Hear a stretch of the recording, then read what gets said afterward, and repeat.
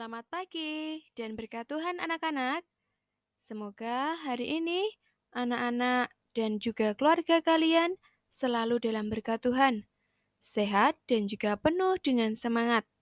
Anak-anak hari ini semangat untuk belajar kembali bersama dengan Bu Guru. Amin.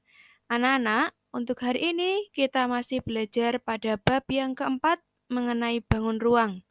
Namun, untuk hari ini kita masuk pada materi yang baru, yaitu volume bangun ruang. Bangun ruang yang akan kita bahas tentang volumenya, di sini ada 3, prisma tegak segitiga, tabung, dan juga 5 segi 4. Perlu anak-anak ketahui terlebih dahulu bahwa volume itu merupakan seberapa banyak ruang yang dapat ditempati oleh suatu objek. Maksudnya seperti apa?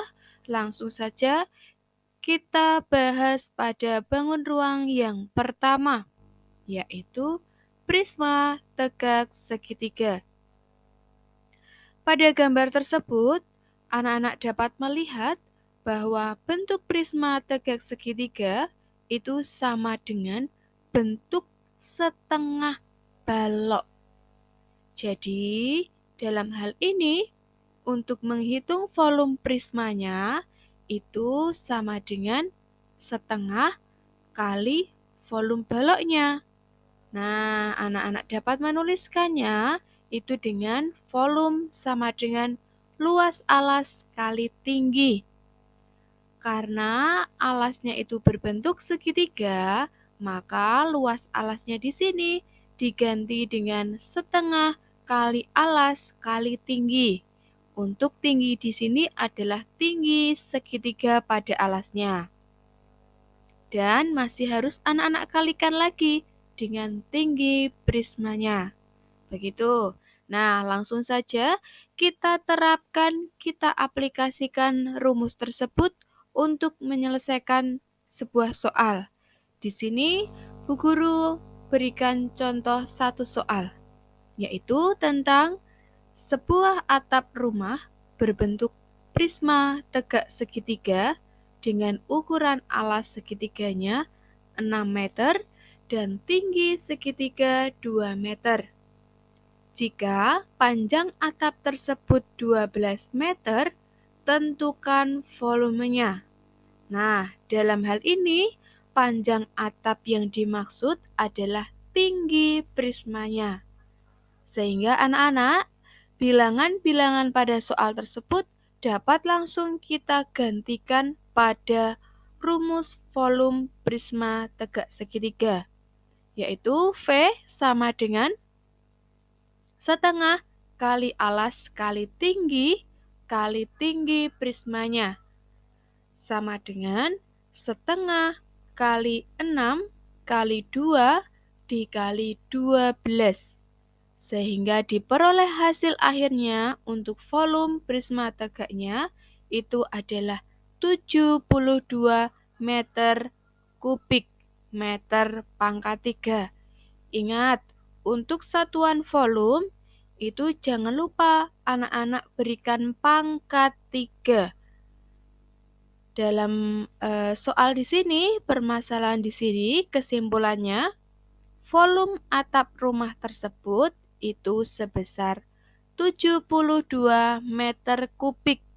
Begitu. Nah, untuk bangun ruang berikutnya, anak-anak, yaitu adalah bangun ruang tabung. Dalam menghitung volume tabung, ini prinsipnya sama seperti volume prisma tegak segitiga. V sama dengan luas alas kali tinggi. Nah, untuk tabung sendiri, alasnya berbentuk lingkaran, maka luas alasnya itu merupakan luas lingkaran. Sehingga untuk volume tabung dapat kita hitung dengan V sama dengan Pi kali R kuadrat kali T. Rumus ini kita terapkan coba dalam soal berikut. Sebuah gelas berbentuk tabung memiliki panjang jari-jari alas 3,5 cm dan tinggi 12 cm. Jika air hanya terisi 1/4 bagian gelas, berapakah volume air di dalam gelas tersebut? Nah, kita tuliskan terlebih dahulu rumusnya, yaitu V sama dengan Pi kali R kuadrat. Pi yang akan kita gunakan di sini adalah 22/7. Mengapa? Karena jari-jari alas tabung tersebut itu 3,5 yang merupakan kelipatan dari 7. Dan perlu anak-anak ingat, pada soal tadi itu diberikan penjelasan bahwa gelas tersebut hanya terisi air 1/4 bagian saja. Jadi, dalam rumus volumenya harus kita tambahkan dengan dikalikan 1/4. Kita sesuaikan dengan permasalahannya. Apabila dalam soal itu juga hanya terisi 3/4, maka dari rumus umumnya itu harus kita tambahkan dengan dikalikan 3/4. Begitu juga seterusnya sesuai dengan keterangan pada soal. Hal ini juga berlaku pada bangun ruang yang lainnya. Apabila misalkan tadi pada prisma tegak segitiga diisi air yang hanya terisi 1/8, maka harus kita kalikan dengan 1/8 lagi. Begitu ya anak-anak ya. Oke, kita lanjutkan untuk permasalahan di sini. V tadi 1/Pi kali R kuadrat kali T, itu masih kita tambahkan dengan dikalikan 1/4. Jadi, V sama dengan 1/4 kali Pi, yaitu 22/7, dikali R kuadrat. R-nya tadi 3,5, Bu Guru ganti dengan 35/10 kali 35/10, karena supaya kita mempermudah dalam menghitungnya. Lalu kita kalikan dengan 12. Diperoleh setelah kita sederhanakan dengan mencoret bilangan-bilangan yang dapat kita sederhanakan, itu diperoleh 11.550/100. Dan hasil akhirnya itu adalah 115,5 cm kubik.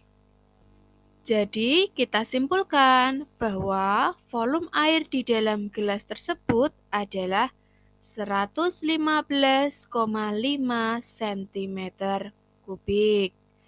Oke, nah sekarang kita lanjut untuk volume bangun ruang yang terakhir pada hari ini, yaitu limas segi 4. Kita lihat untuk gambarnya seperti pada layar kalian. Untuk limas segi 4 di sini, itu rumusnya juga prinsipnya sama seperti dua bangun ruang sebelumnya, yaitu V sama dengan luas alas kali tinggi.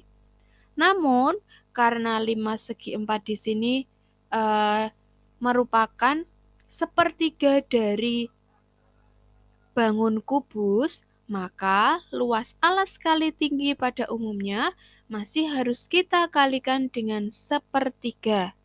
Jadi, untuk rumus volume limas segi 4 itu V sama dengan 1/3 kali luas alas kali tinggi. Volume di sini dapat kita terapkan untuk menyelesaikan contoh soal pada permasalahan berikut ini.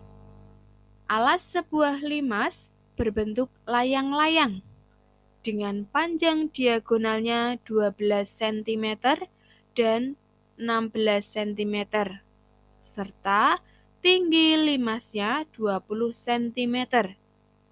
Berapakah volume limas tersebut? Seperti biasanya, kita tuliskan dulu rumusnya terlebih dahulu. V sama dengan 1/3 luas alas kali tinggi. Di dalam soal dijelaskan bahwa alas dari limas tadi berbentuk layang-layang. Jadi, untuk luas alasnya di sini kita gantikan dengan luas layang-layang, yaitu D1 kali D2 bagi 2. D itu merupakan diagonalnya. V kita tuliskan anak-anak, V sama dengan 1/3 luas alas kali tinggi tadi, kita lanjutkan sama dengan 1/3 kali diagonal 1 kali diagonal 2 dibagi 2 dikali tinggi limasnya, sama dengan 1/3 kali 12 kali 16 bagi 2 dikali 20. Lalu kita sederhanakan bilangan-bilangannya sehingga hanya diperoleh 2 kali 16 kali 20 dan hasil terakhirnya adalah 640 cm kubik. Kesimpulan dari permasalahan di sini, volume limas tersebut adalah 640 cm kubik. Nah, itu tadi anak-anak mengenai volume bangun ruang, yaitu prisma tegak segitiga, tabung, dan juga limas segi 4, beserta dengan contoh soalnya. Anak-anak sudah tahu bagaimana menerapkan rumus-rumus bangun ruang pada soal-soal tadi. Nah, anak-anak coba nanti dipahami lagi, dipelajari kembali. Kalau sudah paham untuk materi ini, rumus yang sudah kita bahas tadi dapat anak-anak gunakan untuk latihan mengerjakan soal-soal cerita yang lainnya. Anak-anak dapat melihat pada buku ESPS yang anak-anak punya atau buku matematika yang lainnya. Itu saja untuk pembelajaran pada hari ini. Tidak ada tugas yang harus dikumpulkan terlebih dahulu, namun tugasnya itu tadi, anak-anak pelajari kembali materi ini dan coba anak-anak gunakan rumus-rumus yang sudah Bu Guru berikan pada hari ini untuk latihan mengerjakan soal-soal cerita. Begitu ya anak-anak ya. Terima kasih. Pembelajaran pada hari ini Bu Guru cukupkan sampai di sini. Sampai jumpa. Berkat Tuhan dan Tuhan Yesus memberkati kita semua.